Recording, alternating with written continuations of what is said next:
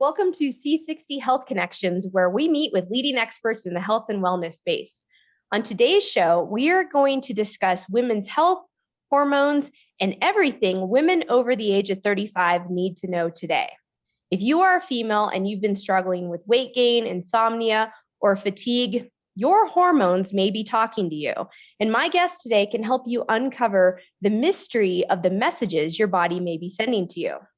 Betty Murray is with us today. She's a functional medicine practitioner who holds a Master of Science in Biochemistry and a Master of Science in Integrative and Functional Nutrition. She's also a PhD candidate who is researching the complex interaction between women's sex hormones and IBS, aka irritable bowel syndrome. Betty helps women balance their hormones, regain their energy and power so they can become unstoppable. Her transformative Coming Into Our Own program is a hormone reset and life reboot for women who want to enjoy optimal health during the second phase of life. If you or a female you know over the age of 35 happen to be struggling with weight gain, leaky gut, fatigue, insomnia, hair loss, or other hormone-related issues, then stick around because we're going to unpack some simple solutions you can make today to your lifestyle to help balance out your hormones and start enjoying some relief to these common age-related problems. Also with us today is Ken Swartz. Ken is a biogeochemist, a research scientist, and the founder and chief science officer at C60 Purple Power.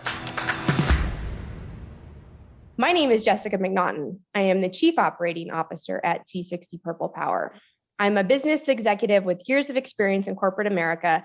And for more than 20 years, I've been exploring various modalities in health, wellness, and spirituality. Now, before we get started, anything we talk about on this show today, any of our statements or products discussed have not been evaluated by the Food and Drug Administration. Any products or topics discussed today are not intended to diagnose, treat, cure, or prevent any disease.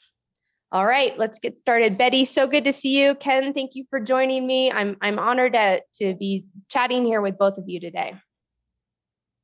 Thank you. Thank you for having me. I'm excited to sit down and talk. Yeah, Betty, you were one smart cookie.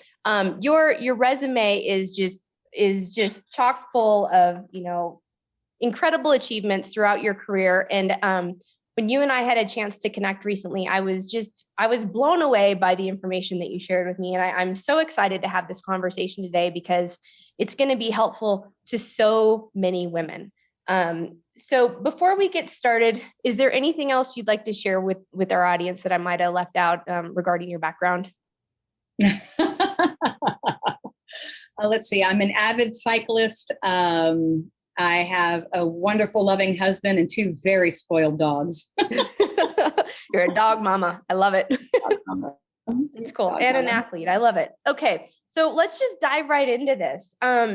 Let's talk about what happens to women's hormones between the ages of 35 and 40. I'm going to speak about my own self here. When I was in my 30s and heading towards, my 40s, I had no idea what was going on. And quite frankly, I didn't even know that I should be paying attention. I just was working my tail off and kind of ignoring how I was feeling. So I'd really like to help support women, who are going through age-related challenges hormonally, identify some of the core issues and some of the signs that they might be able to, that they should be paying attention to. Right. I think, Jess, you brought up a really significant thing that I think a lot of people overlook is I'm going to speak as a woman just because I am one, obviously, but most of us spend our 20s and 30s kind of barreling through life, kind of on many on an achievement sort of trajectory. So that's like the end game, end goal. And so when we get these little tiny nudges that things are changing, we tend to look at it and go, oh, that's not really important. That's not what I need. That's just a minor little thing. So the big thing that we need to know is that we have really three major experiences in our life that really define our hormonal changes. So you have the onset of your period, right? So puberty. right? And every woman remembers that puberty, and men, but particularly women, our puberty is pretty rocking and rolling. There's a lot of changes. Then you have the changes that start to occur in our late 30s and early 40s, which I'm going to jump back to. And then we have menopause. And menopause is really a single day in a woman's life. And it's the day that your period stops. And it's been 1 year since the last time you had a period. And it's really that time period in your late 30s through your 40s that you're experiencing a time period called peri-menopause. And that's when we start to see some significant shifts in our hormones. And as a matter of fact, as an example, if you were to go to med school and sit through a OB-GYN class, you would learn that a pregnancy past 29 is considered a geriatric pregnancy. That blows my mind. When you told me that, I was like, what are you talking about? That is just, women don't know that. And I'm so curious, why is that the case? I think a lot of women would say, like in our society, a lot of women are trying to get married by 30, and then they're planning for a pregnancy in their 30s, sometimes into their 40s. So why is 29 that line that determines that now you're going to have a geriatric pregnancy? Yeah. So we have two major hormones, and really one of them, the estrogens, are really three hormones that our body makes. And then we have another hormone, it's called progesterone. And it's the fluctuation of these hormones throughout the cycle of the month, roughly, that determine where you are in your cycle. So whether you ovulate and then whether you start your period. So what we see is as women enter their 30s, and especially they get to their late 30s and early 40s, progesterone levels, which is the counterbalance to estrogen, starts to decline. It naturally declines. The production of it is reduced. And so we see a reduction in fertility as we enter our late 30s and early 40s, because progesterone, just like it sounds like, progest is there to help kind of prepare the womb and allow you to basically grow a couple different dividing cells into a baby, right? So if our progesterone levels are starting to decline, what happens is the estrogen levels have still stayed at a higher level. And in many cases, what's occurring is we're starting to have symptoms of estrogen dominance, where we've got more of those circulating estrogens circulating around than we do progesterone. And so that time period is really perimenopause. And that gets misunderstood in the media because people think menopause is the real problem. It's really all that time period leading up to that day where your period stops that we have all those symptoms. That's fascinating. I didn't even know about perimenopause until the last couple years. It wasn't anything I had ever heard about before. And I know I'm not alone with that. So before we kind of dive into that, can we talk about, like, for women over the age of 35 who either want to get pregnant now or might be thinking, I want to get pregnant in the future, what do they need to know about egg quality, egg count, and hormone health? Right. So the first thing that women need to know is we're born with our eggs, right? So we're born with all of the eggs we're going to have. Men, unlike women, regenerate and build sperm. So, it's kind of like you've got a basket of eggs. And so every time we have a period, one of the eggs is gone. So depending on the size of your basket and how big that basket is, we slowly lose the number of eggs. The other thing is, as we age, and we've got things that age us more rapidly, like oxidative stress and, poor diet, toxins, all these other things, the DNA in those eggs can get damaged. So as we get older, that DNA can become damaged, and that's why you see a greater risk for chromosomal changes that can affect mental function and other things, viability of a fetus. And so as we get older and older, we have greater likelihood for a failed pregnancy or a pregnancy with complications because the DNA may be getting damaged. Okay. Is it safe to say that if you are making choices that that would prevent oxidative damage or lessen the impact of oxidative damage, that would be supportive to your fertility? Absolutely. Okay. you look at it, I can't even imagine over the last 17 years in private practice. I know one of my first patients was a woman who was told at 41 she could not have another child. Yeah. She was married late in life, had her first child late in life, and struggled. And they told her that her egg count was down, her egg quality was down. It was not going to happen. And so when she came to us, she just really wanted to get healthier. She wasn't well. And lo and behold, we spend about a year getting healthy, fixing oxidative stress, fixing the gut, all the things that if you've been following functional medicine that we kind of harp on. And lo and behold, she gets pregnant on her own, no medical intervention whatsoever. She carries that pregnancy to full term. Now her son is he's about 14, 15 years old, tall as all can get out. And I've had many, many, many, many stories in that. So it's about making sure that your body is quality and that you're eating quality foods and taking care of it, that we can preserve and protect our cellular structures. Okay. All right. What are some foods or nutritional choices that might be appropriate for women who want to achieve either optimal hormonal balance and or make healthy choices that will support their fertility either now or as they continue to age? So when you're looking at fertility, it's one of the biggest concerns is body composition. Okay. Right. So what we know is that our fat cells make hormones. So years ago, we thought fat cells were just storage containers and they just held fat and they were just kind of there as a little gas tank to kind of give you fuel when you needed it. But what we understand now today is our fat cells are endocrine glands on their own. So they're making hormones and they're also making inflammatory cytokines and other things that lead to inflammation in the body. Well, several of the hormones are affected by fat, and particularly estrogen. So our own fat cells make estrone. And so one of the risks for fertility is body composition and body weight.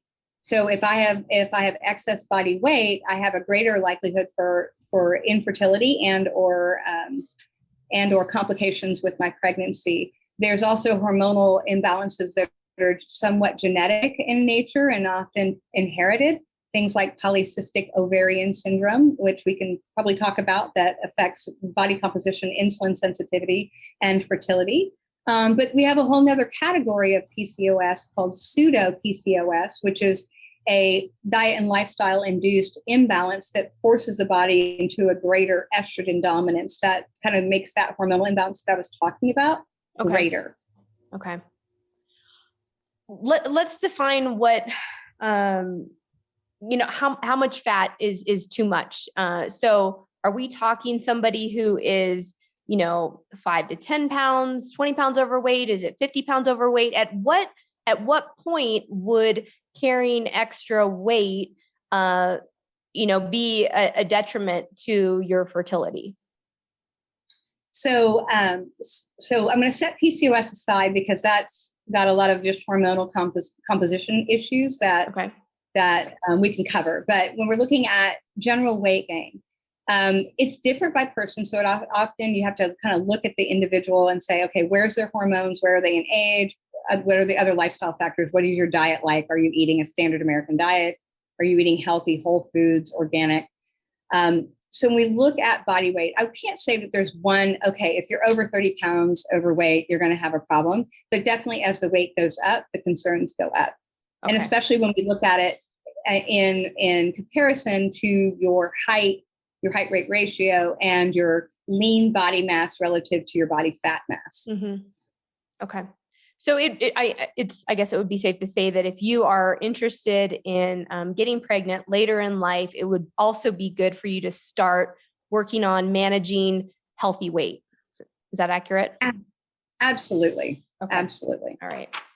Great. Ken, I want to pass you a question quickly because we've talked to a lot of people, Betty included, about the benefit of carbon 60. Do you want to talk a little bit about how C60 activates the pregnenolone, the precursor molecule to all of our hormones? Sure. One of the things that C60 is known for, it's actively uptaken by the mitochondria, and it's what is an SOD mimic, that's superoxide dismutase. and that takes care of superoxygen, which is one of the most powerfully damaging oxidative radicals that the mitochondria produce, and elsewhere in the cell as well. And so as we age, a lot of the SOD, which is provided by the larger cell to the mitochondria, goes down. And the mitochondria are kind of self-regulating organelles, so they have to actually turn themselves down in production to avoid being damaged. It's just a process. Well, once C60 is in the cells, the mitochondria uptake them, and now they have more than enough oxidative protection against superoxygen, so they can now crank themselves back up to full production. And so, of course, you do get your ATP, which is the energy molecule of the cell. Probably 95% of all the energy comes from ATP. But also, one of the things that the mitochondria make is pregnenolone, which is the precursor molecule for all the hormones. So, and the larger cell's DNA kind of regulates that. So various, so things like your pineal gland, pituitary gland, the adrenals, and whatnot, they send messages to the mitochondria saying we need pregnenolone, or they're the ones that kind of regulate that a lot. And so that now your cells, whatever hormone producing cell it is, can now make the pregnenolone it needs, and then it converts that pregnenolone into whatever hormone is necessary. So you get, like in the adrenal glands, you'll get mineralocorticoids, you'll get glucocorticoids, you'll get the androgens, which then are released into the body and picked up by the ovaries and the testes and converted into estrogen, progesterone, or testosterone. So whatever that is. But you'll also get it, pineal gland, you'll get more melatonin, you'll get human growth hormone in the pituitary hypothalamus complex, and you'll get T3 and 4 in your thyroid. And also, of course, there's lots of other things. I mean, even the small intestine is known as a hormone-producing organ. So actually, it seems pretty much all tissues produce some sort of hormone in some level. We're just learning about that still. That's great. Betty, any reactions to what Ken just said? No, I mean, he's absolutely right. So if you're looking at like dietary composition, when you get down to what's the action items people can do to whether it's preserving your fertility or just preserving your hormonal health, obviously the C60 product is a game changer from an antioxidant capacity.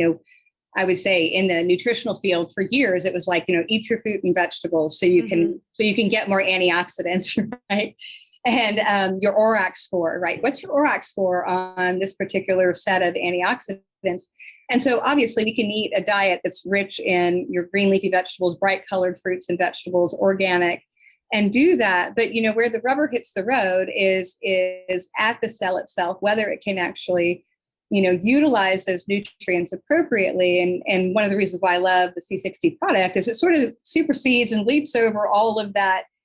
Am I getting in the diet in the first place? Can I digest it, assimilate it, and utilize it? It sort of jumps over that and gives you what you really need, right? And takes care of it at the cellular level. But that doesn't discount the fact if we're also looking at hormones, you've got to do the diet and lifestyle, and preserve that healthy food to keep a healthy body. That makes a lot of sense to me. Okay, so let's shift gears a little bit. Betty, let's talk about what happens to women really between the ages of 40 and 45, or maybe 40 to 48 in this peri-menopausal phase. For a lot of women get nervous about turning 40. Some are, excited about it. Others are just like, oh, I don't want to get out of bed today. So it's actually a very exciting phase of life. But tell us what's happening in our hormones during this phase. Right. So I talked a little bit about, the 3 estrogens that we make. And estradiol is the most powerful and also the most protective. And then we have estrone that's a little bit more pro-inflammatory. It's kind of a storage tank, if you will, for production of estradiol. And then we have estriol that's actually quite low, except for during pregnancy. And those levels fluctuate throughout the month, right? And so as women enter their 40s and they start going through that process, like I said, progesterone is already on the decline. So think of it as it's sort of slowly rolling downhill, but every once in a while it hits a bump and kind of comes up and down. So we see situations where women may not always ovulate, meaning that the egg sort of gets ready to burst out, but it doesn't fly out of the ovary. And so it gets kind of stuck. It may not go through the fallopian tube. So we may be what they call anovulatory. We're not ovulating every time, but we may be having periods. Okay. We see that estrogen is elevated. And so what we start to see are all the symptoms that most women in their 40s will complain about, which we start to see maybe hot flashes, particularly at night. We might see sleep interruption. We might see weight gain around the middle, around the hips and thighs. You'll see problems with even skin. So a lot of women will go, oh my gosh, I'm starting to break out, especially along the chin and the cheek area, which is often associated with excess estrogen. So we see basically this hormonal imbalance that starts to occur. We may see even changes in sex drive. And so some of it is natural. We should see a decline in progesterone, but there are things we can do to intervene. But I think that's where women start to get very frustrated. They feel sort of what a lot of women will say, I feel fat, frumpy, and frazzled. Oh, yeah. They're like, okay, let's fix that, right? But that's what they'll say.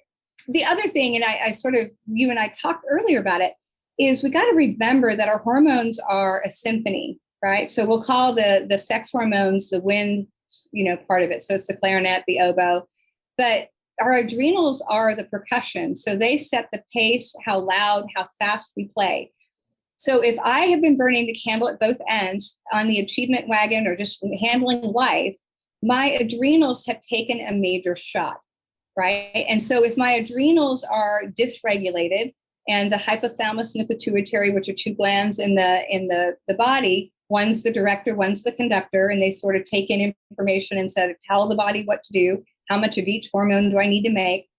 If that gets dysregulated, we get changes to our adrenal function. We get maybe excess cortisol because we're stressed out all the time.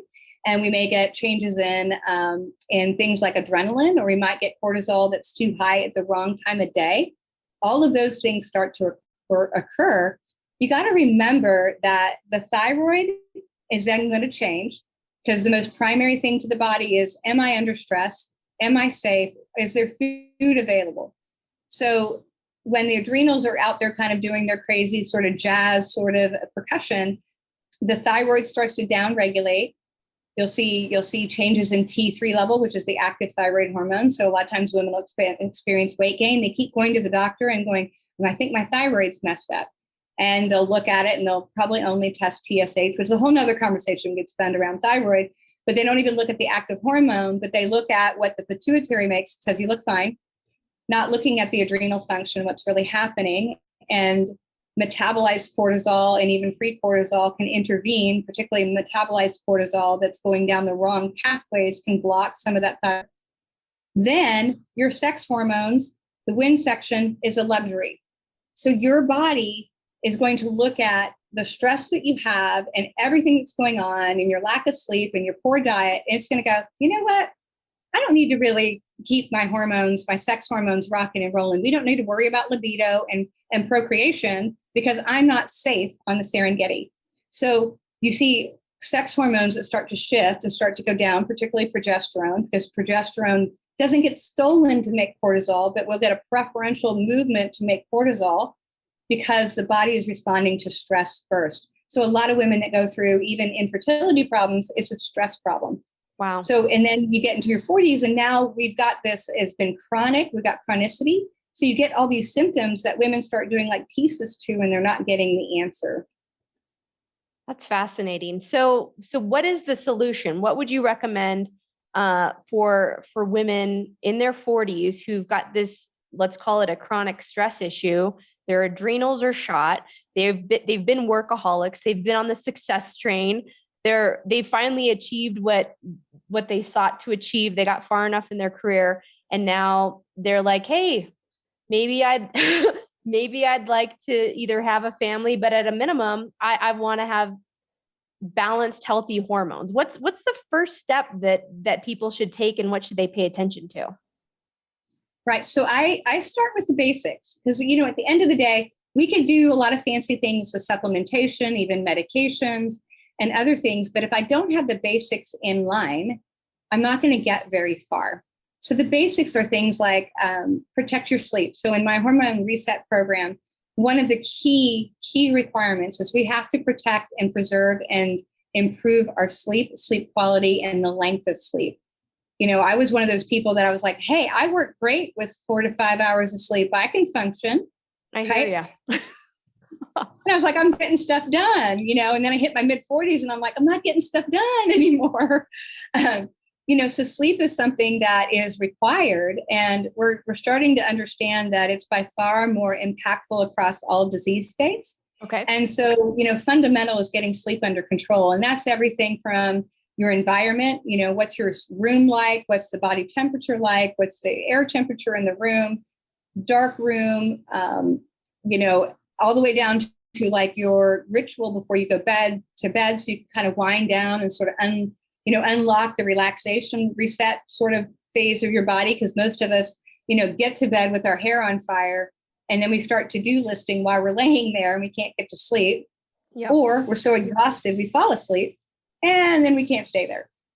And that's a sign that those hormones are out of balance. So protecting sleep, making sure that we are also eating appropriately to help harness the hormones and also not turn on the starvation response. So usually by the time I've seen women in their 40s and 50s is they have yo-yo dieted a lot. And in my own experience, I was very into bodybuilding. I've done triathlons. I've done a lot of things that were very brutal to my body. And I was definitely somebody in my younger years that used, pretty extreme caloric restriction and kind of contest prep diets to sort of force my body into leanness. And what that did is do a number on my metabolism, but it also showed me that, those kind of things are not sustainable and not the right way to fix it. They have in some cases, there may be a short therapeutic window, but we actually have to nourish the hormones and nourish the body. So I don't believe in removing every possible carbohydrate from the diet to achieve weight loss, because most of the women I see have been on the high protein, low carb train for forever, and it doesn't work anymore. Right. So it's helping restore that balance to not only the metabolic hormones, the adrenal hormones, and therefore when I get those working, the thyroid starts working better, and then we can work on the sex hormones, and often those start to become more balanced when we get those fundamentals underway. So we work on meal timing and appropriate meal consumption. And then obviously we use a significant amount of supplementation and other lifestyle things to improve the hormones. What's your thoughts on, because I know you mentioned the basics, protecting your sleep, eating healthy foods. Are there other just natural lifestyle choices? We talk a lot about, enough water, sunshine, exercise. Do you want to talk a little bit about how exercise helps support this whole process of balancing out our hormones? Yes. So obviously hydration's huge. It affects several metabolic pathways that are significantly important, particularly if we're trying to work on weight loss, which is often what I'm working with.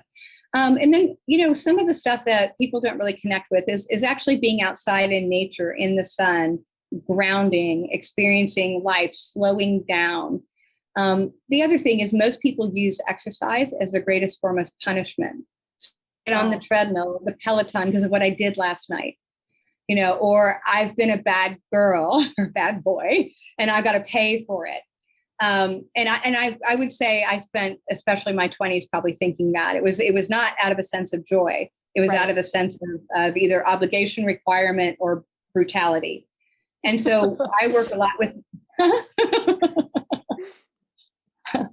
I work with women on this idea of joyful movement, right? So joyful movement means helping your body move more in a natural way that's helpful. And we do use prescriptive exercise to help with the metabolic hormones. But in many cases, for the person that's exercising 6 days a week, doing an hour and a half, I'm cutting it back, because you can over-exercise and under-eat and undernourish yourself and stimulate starvation response in the brain and the rest of the body. And the body will figure out through the hormones how to hold on to every calorie you get.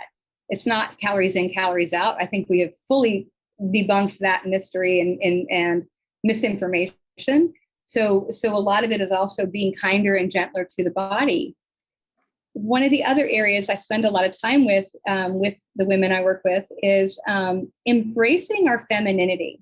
And some are better at this than others, but I can tell you, when I was climbing the corporate ladder and even becoming an entrepreneur and starting my clinic, I had to kind of put on a very masculine sense of self to sort of drive, it was kind of, I'm a child of the 80s, I'm 51. So I went through, somebody telling me you need to learn how to type so you can get a job. I was like, what? Because you'll probably be a secretary is what they told you. Right. I remember having these overarching messages that you're going to be in support of somebody. You can't run a company. You can't do this. Mm-hmm. So you get into corporate America and you're like, I'm going to barrel through that. You go, okay, I'm just going to take off all the femininity in my world. I might put on makeup. I might curl my hair. But as far as embracing feminine energy, right? The beauty and awe and pleasure and excitement and enjoying life. That's what femininity embraces. And so it didn't even occur to me until I was probably about 46, 47. And I'm like, wow, it was starting to affect my personal life. It was affecting my husband because I was I'm going to barrel through everything. Right. And it really was this, hey, wait a minute. I'm a dress feminine, but I'm not embracing feminine energy. And so I believe that as women, particularly in this next season of life, that there's an extraordinary amount of creativity and beauty and brilliance that comes out of women stepping into their own, embracing that feminine energy and taking all the other stuff that we might have from that other world. And not saying that everybody had to barrel through corporate America, right, but marrying those together and really looking at how we want to leave our mark on life for the next, several decades. I think that's great. I think there's a lot of opportunity to let go of as you age, let go of the, what do people think about me? I'm concerned about others' opinions, and really focusing on like what your mission is, what your legacy is, how you want to impact, help, uplift people. And I think that's truly the beauty of aging for women, is because a lot of those insights become more clear, and a lot of the insecurities just wash away because other natural gifts start to come up to the surface. Now, one of the things that you mentioned, I want to toss this question over to Ken. You talked a little bit about when our adrenals are shot in our body. Oftentimes, our sex hormones our body will think that's a luxury, and my libido is going to go away. I'm not going to be interested in that. But having an interest in sex, if you're interested in conceiving naturally, is a critical component. So I'm gonna kick a question over to Ken here. Ken, will you talk to us a little bit about how C60 supports libido and interest in all things in the bedroom?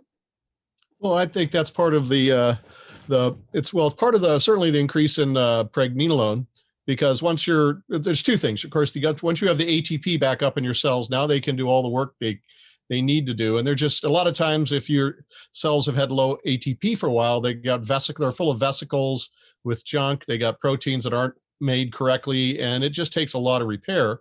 And then the C60 gets there and it makes pregnenolone. But also, and one other thing that C60 does is, because it's such a good antioxidant, it suppresses chronic inflammation. And one of the things is that chronic inflammation is the process when you have acute inflammation. Let's say you sprain your ankle, right? One of the processes your body does when you have that inflammation, there's markers go out, and it causes dopamine production to go down in the body, because in nature, it's the dopamine, sort of like the motivation molecule. So the body just wants you to lie there while it heals. And then once it's healed, then the dopamine comes back up and you can go doing your things. Well, when you got chronic inflammation, you've got a permanent suppression of dopamine.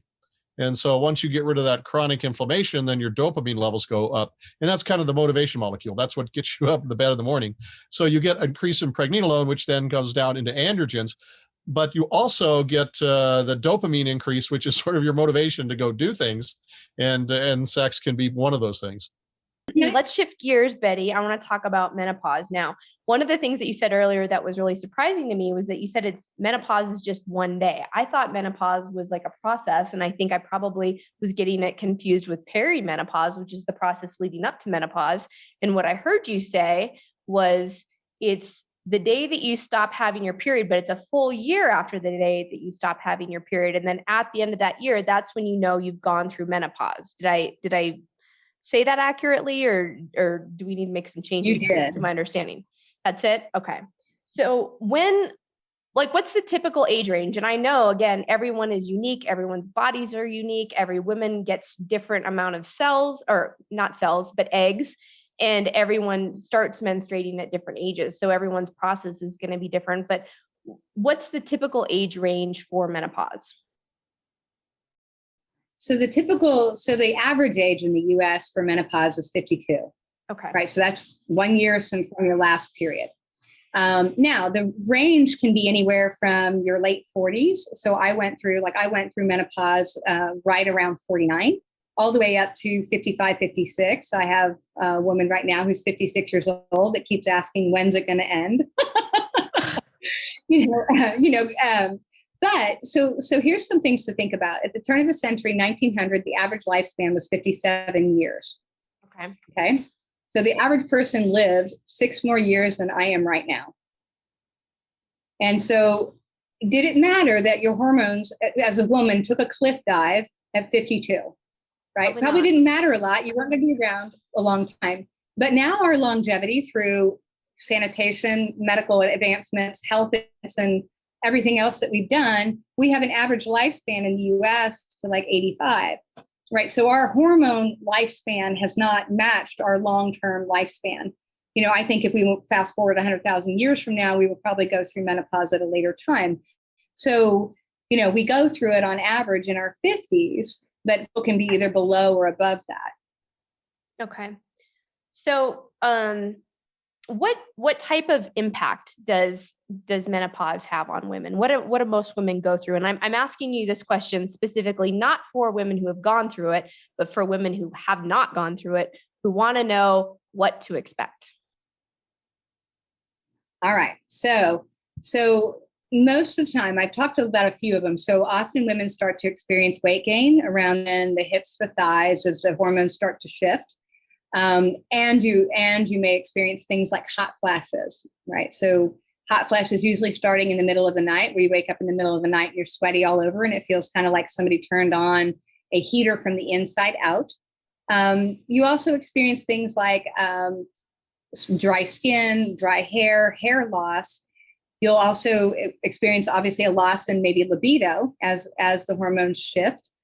And then we often see other things like memory problems, focus problems, moodiness, anxiety, emotion. There's a reason why they called a hysterectomy. Back in the late 1800s, if you read in the late 1800s medical school textbook, they believed the symptoms that were associated with peri-menopause, particularly the mood things, were because of the wandering womb, and that if they removed a woman's womb, they could get rid of the hysteria. Wow. Right. So a lot of women experience some pretty significant mood changes during this time. And so, those are the things that often drive women in to see a practitioner to start trying to figure out, what do I need to do? Yeah. So those are the biggies. If you're going through some of these symptoms, whether you think you're in menopause or you're in perimenopause, are there any foods or chemicals or drugs that you should avoid, so these symptoms aren't as bad? So let's talk a little bit about the foods. So we talked a little bit about body composition, right? Because I don't want to do anything that changes my hormonal activities. Right. So the other thing is, a lot of times women will think that they're getting like the hot flashes and the weight gain because of their estrogen potentially. And it may very well be blood sugar changes. So especially in the middle of the night, if your blood sugar drops low because your insulin is not very good at managing that over a longer fasting period, you can get hot flashes that really what it feels like. So a woman's hot flash usually feels like the entire body's heating up. So legs, torso, the whole thing, face. When it's a blood sugar thing, most of the time what people will explain is it feels like my upper body's hot, like I've put on a really big scarf and I've been sleeping, right? So I end up talking to a lot of women and and men, their symptoms are really blood sugar related, but it's because they're getting a dip in the middle of the night. So you want to look at those things. So we want to control for blood sugar. So that means keep the processed foods, the sugar, the fake sweeteners, all those things that may change insulin out of the diet. There's also foods like the brassica family foods. So your broccoli, your kale, your cauliflower, your Brussels sprouts that have compounds in it, sulforaphane and other ones, and diindolyl 3-carbinol that can help modify a little bit of that pathway of how your body takes the estrogen that you've used and packages it and gets it ready for the trash, right? Because it's all about managing how much you have and what's circulating. Even things like berries and bioflavonoids that are found in like citrus foods, all of those help manipulate those pathways a little bit. So if I'm eating a really varied diet that's got a lot of these nutrients in it, I can literally change what my hormones are up to. And definitely not getting diabetes and some of those other things can change it too. So really eating a healthy, clean diet is not only for body composition, but it's also for hormonal health. Is it safe to assume that if you're doing that and you're really focused on your nutrition, that some of those symptoms may be lessened or maybe not as extreme because you're getting the proper nourishment to your body? Absolutely. And I see it all the time because at the end of the day, so we'll move on to like the supplements and things. So obviously there's supplements like diindole-3-carbinol and sulforaphane and several herbs like Vitex, black cohosh. All of those things help manipulate maca, help manipulate those pathways. However, they're not magic, right? So if I'm doing those, but I'm not doing some of the other things and protecting oxidative stress and all those other pieces, I'm not going to get well as much as I would if I was doing these other things. And in some cases, you're looking at possibly doing some hormone replacement as you enter your 40s and going into your 50s. And that hormone replacement may be supporting the progesterone pathway to make sure that you've got enough progesterone on board. Now, I'm not a physician. I'm not an MD or a DO, so I don't prescribe. I prefer to manipulate those pathways in ways to help the body naturally do what it needs to do. But some women do seek out hormone replacement, and that may have its place too. So sometimes it's to that point as well. Yeah. And the same is true with men doing the hormone replacement therapy. So if that's something that you're interested in doing, consult your physician to get more information about that. Let's talk a little bit about intermittent fasting. I heard something recently the other day from another expert in your space who said, and she was talking about my particular issues, but she was saying that at the beginning part of your cycle, it would be best if you do want to intermittent fast and have extreme exercise to do that at the beginning part of your cycle. And in the second half of your cycle, don't intermittent fast and do easier, kind of cardio exercises that aren't so intense. So what do you think about that type of feedback? And do you want to kind of expand upon that? Absolutely. So I know who you were talking to, and she's absolutely right. So especially in a cycling female, in the first half of your cycle, so once your period starts and kind of up until you ovulate, and then a couple days after that, all your hormones are at their lowest, right? So you don't have this wild circulation. Usually women will say, gosh, especially if they have sort of rough periods, that's when I feel the best. Mm-hmm. And so I can intensely work out. I can cut calories. I can narrow my eating window more extensively. But as you head into that second half of your cycle, it's called the luteal phase. At this point, progesterone is peaking, estrogen is peaking. Your body is utilizing a bunch of energy and blood supply to prepare the uterus for a fetus, right? So your body is actually spending energy on other things. So we want to make sure we're nourishing and supporting that process because the body is in a hormonal state of nourishing and relaxing and supporting. So it's better to kind of, cut back on the crazy exercise. It's not the day to do, 2 Pelotons a day, right. and to really relax and be nice to your body. Also, I want to speak a little bit about some of the fasting research, at least what's out there today. Is a lot of people think, I need to maybe do a 16-8 window every day, right? Because I saw some research out there that said it was very advantageous. Most of that research was done in cognitive patients. The studies that have been done in healthy people, when you extrapolate out and pull the women out, they don't get as favorable outcomes as men because we start to see more stress response, more leptin resistance, more alterations to the metabolism with severe kind of restriction of that window every day. So I don't recommend doing a 16-8 every day in a female. And the other thing is most women will tell you, I spent my 20s and 30s. That was how I dieted. I downed a bunch of coffee and then I ate a late lunch and then I pounded some meal and then I went to bed. Right. Yep. So we've already been doing that and it didn't work. So that makes a lot of sense. Okay. So what do you, so in addition to paying attention to, very specific healthy, diet and nutrition choices for women who are in menopause, what else can they do to support their hormones, their health, their libido, their energy levels? Is there anything else that you'd like to share with us that are natural healthy tips that people can access?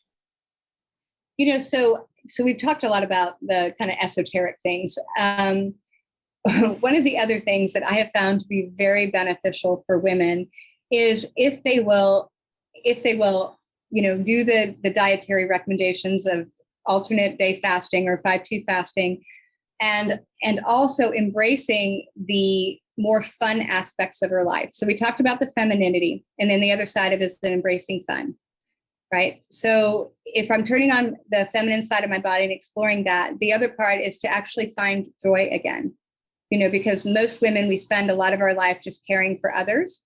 So one of my energy therapists said this to me years ago, and she said, Betty, again, because if we're talking about body composition, that's what women are worried about.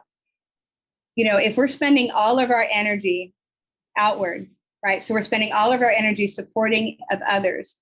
She said, your energy body is expansive because it's doing that. So imagine the piece of your body that you can't see, the part that the MRI reads, it's expanding out and it's going, I got to give. And she's like, your physical body will expand to meet that need to help you be grounded.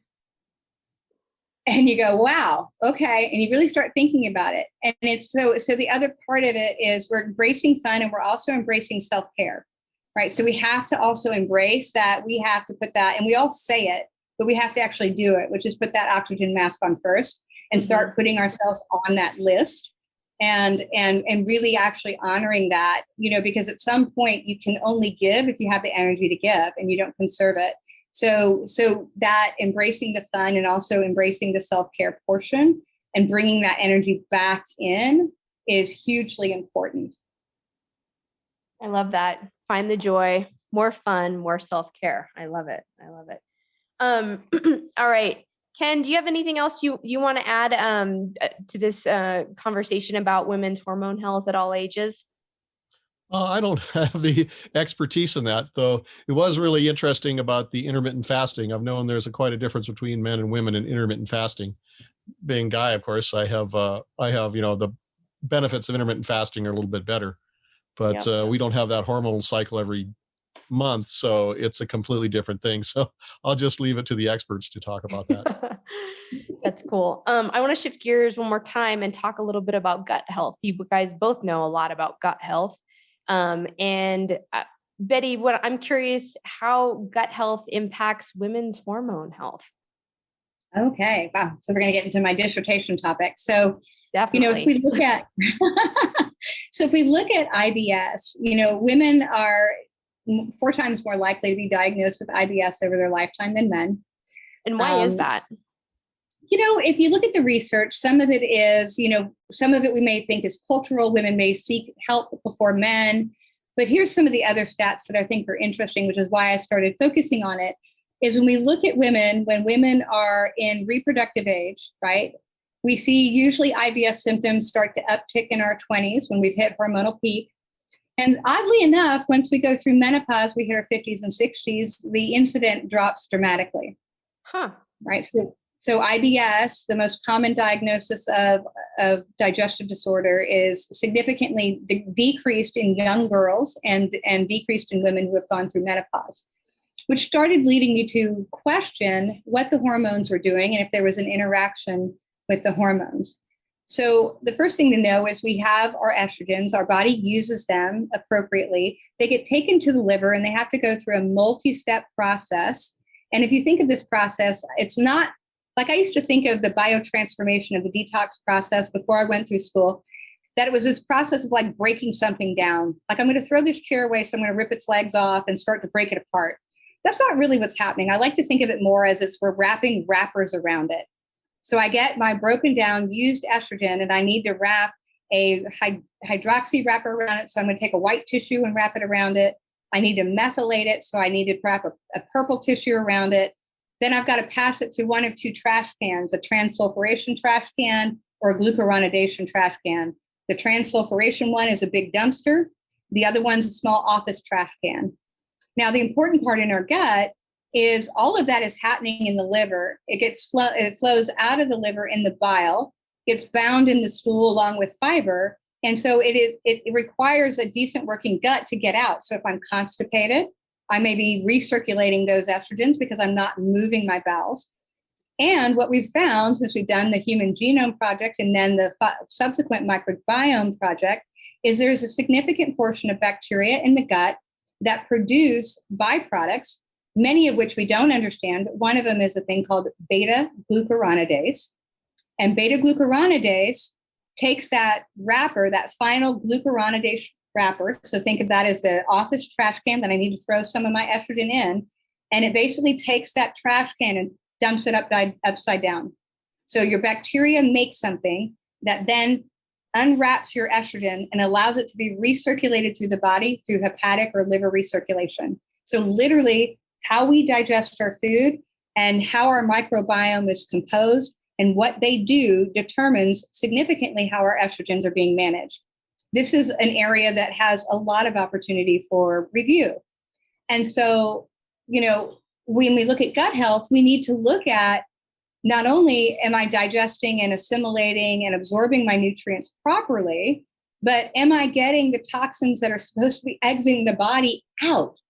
And so we have to look at that. And so gut health is a big portion of what we look at. And, some people will ask, well, what's a normal number of bowel movements? I'm like, we should have at least one a day. If you're having adequate fiber, ideally maybe 2 or 3, depending on what all you're consuming, right? So if I'm only going to the bathroom a couple times a week, I got a problem. Yep. Ken, do you want to weigh in here on gut health? Because I know you've done a lot of research on this, and you talk a lot about this.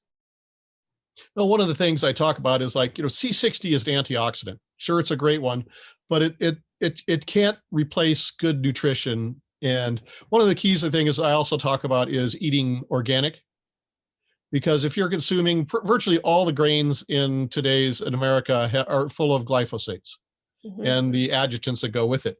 And when you eat that, it just tears up the biome in your gut. It really disrupts it badly. And so, it's so critical to make sure that you eat as the best you can. You can't be perfect. Well, they found that if people ate just organic fruits and vegetables, 90% of the pesticide and herbicide burden in their body and their blood would disappear. And of course, I like to throw the grains in that too. And the other thing that I really like to talk about, especially with gut health, is seed oils. We didn't have seed oils in our diet a century ago, and a large part of today's problems with people are the seed oils, the cottonseed oils, the canola oils, sesame, sunflower seed. I know I'm missing a few more in there. Peanut oil. I mean, these seed oils, they have a really big omega-6 profile, and our bodies aren't really birds do great with them, but our bodies aren't. And so that causes a lot of inflammation in the gut. And of course, that leads to IBS. And so it's really, really important for good nutrition and also fiber, because this brings up one of the C60 things, is they've discovered now that fiber, as it breaks down, produces hydrogen gas. And hydrogen gas is used by the body as a antioxidant and also as a signaling molecule. And that's actually one of the reasons that having fiber is so good for you. And C60 has a benefit is C60 actually uses hydrogen gas or the hydrogen ion to neutralize oxidative radicals. So C60 is a sponge. Normally hydrogen gas would go out of your body within 11 minutes, but C60 is around, it's like a hydrogen sponge. It absorbs it and then re-emits it over time. And that also is one of the benefits of C60. I think that's a really good point. I wasn't that aware about seed oils, and they're really hidden in everything. You start reading, a lot of women live on salads. I spent my whole 20s and 30s just primarily eating salad, thinking that was a good idea. And, but I wasn't looking at the salad dressing ingredients. So if you're concerned about that, check out the salad dressing ingredients. It's also hidden in a lot of gluten-free foods. So we might be like, oh, hey, I found this gluten-free bread or these gluten-free muffins and I can eat them. Well, if you actually read the ingredients, you wouldn't want to eat them because likely there's a seed oil in there.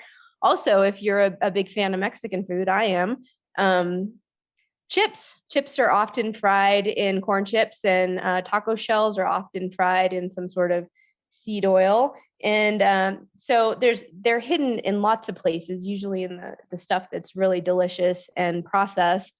And you have to watch out for it. So Betty, any comments on that front?